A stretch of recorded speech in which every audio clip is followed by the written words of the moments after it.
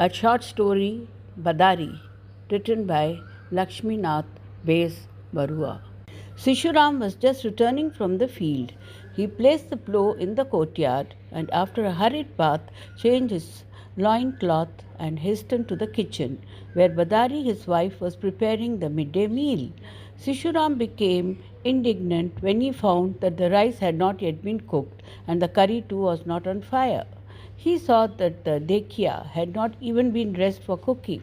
The maida was lying on a plantain leaf like a dead peacock, and the kai fish lying on the floor looked like ash besmeared.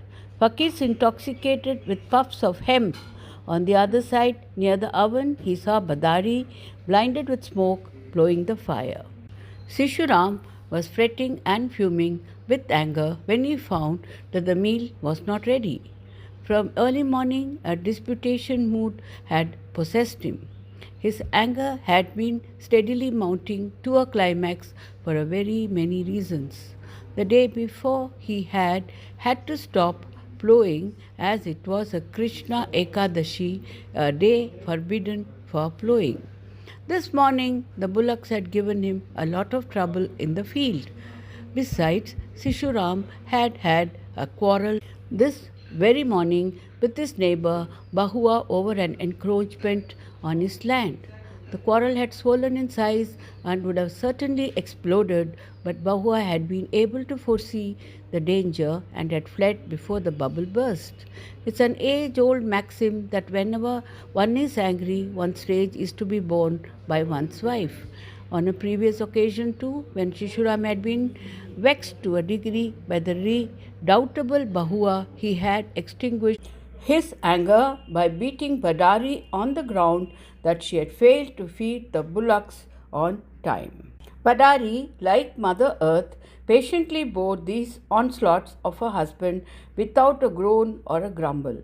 In fact, Badari had a firm conviction that these occasional beatings and chastisements were as natural as sleep and hunger, indispensable corollaries of married life. She sought her salvation through devotion to Sishuram. But there is a limit to everything. Even Mother Earth, the embodiment of forbearance, sometimes gives a tremor.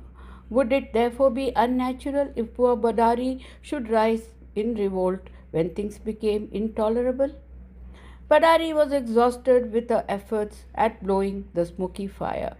Sishuram looked daggers at her and from a distance cried out excitedly, "Daughter of so-and-so, why have you not prepared the meal?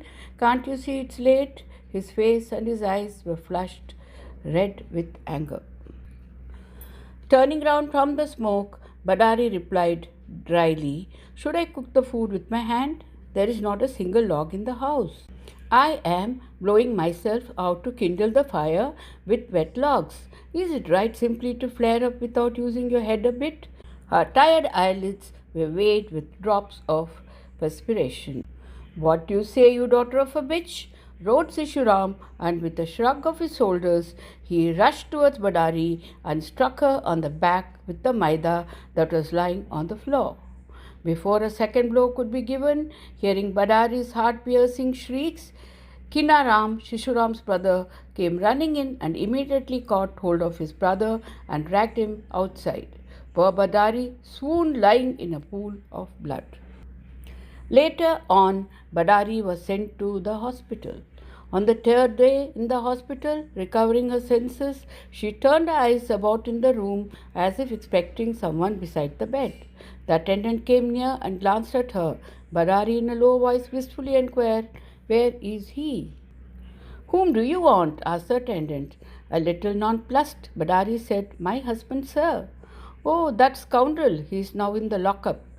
"Let him come here, sir," Badari entreated piteously. "Badari, how can he come? He is now in the Hajat. Don't think about him. If you think about him, you may get worse."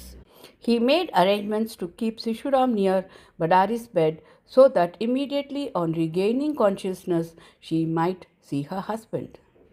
Next morning, on coming to her senses, Badari saw Sishuram caressing her head and gently passing his finger through her hair.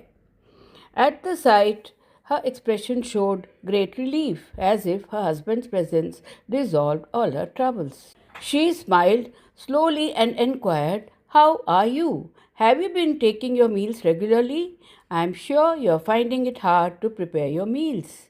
"Never mind, I shall be all right in a day or two. Kindly arrange to take me home. I'll come to your help." Two streams of tears gushed from Shishuram's eyes and rolled down his cheeks. Badari, seeing the doctor coming near her bed, entreated, "My lord, my father, he is not to be blamed. He is innocent, guiltless. Spare him. Forgive him. I beseech you, forgive my husband. It was I who stumbled over the maida and hurt myself." Her eyes brimmed over with tears. The doctor, the attendant, and Sishuram were all struck dumb at these words of Badari's. Sishuram could no longer suppress his surging sorrow. He broke down into a fit of anguish and wept like a child. "It isn't true, sir. It is I who struck her with the maida, and it is right that I should be hanged." "My lord, I am a sinner. I who stabbed my poor devoted wife," he added passionately.